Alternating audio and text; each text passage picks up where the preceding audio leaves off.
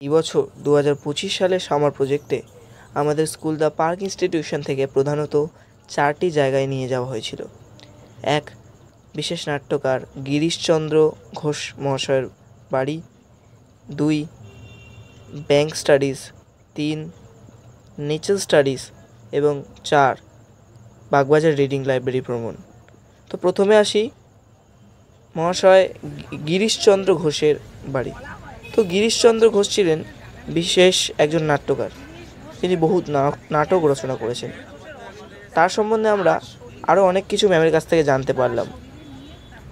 এরপরে আসছি দ্বিতীয়, আমাদের ব্যাংকের স্টাডিজ।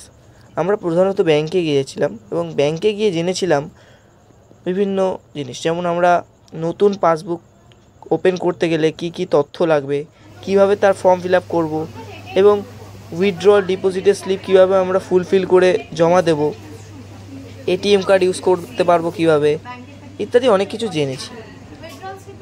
এরপরে আমরা নেচার স্টাডিতে যাই। নেচার স্টাডির মূল বিষয়বস্তু ছিল আমাদের গাছ। বর্তমানে অনেক গাছেই সম্বন্ধে মানুষের ধারণা খুব কমই আছে। তো আমরা বিভিন্ন গাছকে এবং তাদের বৈশিষ্ট্যগুলি কিউআর কোডের মাধ্যমে তুলে ধরেছি। এটাই ছিল আমাদের নেচার স্টাডি ভ্রমণ। সর্বশেষ আমরা গেছিলাম বাগবাজার রিডিং লাইব্রেরি। এই বাগবাজার রিডিং লাইব্রেরিতে গিয়ে আমাদের একটা অন্যরকমই অভিজ্ঞতা হয়েছিল।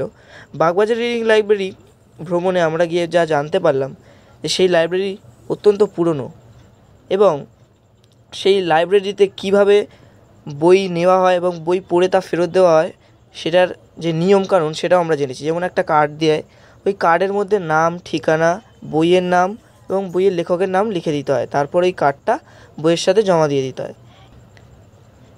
এছাড়াও আমরা জানতে পারি সেখানে মোট 5403টে বই আছে।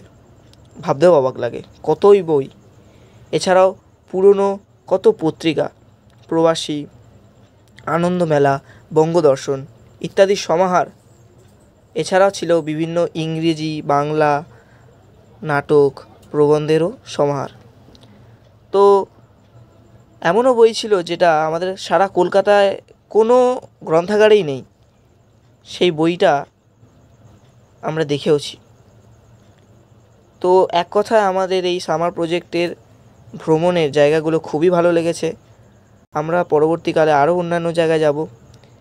এটাই ছিল আমাদের সামার প্রজেক্ট। নমস্কার।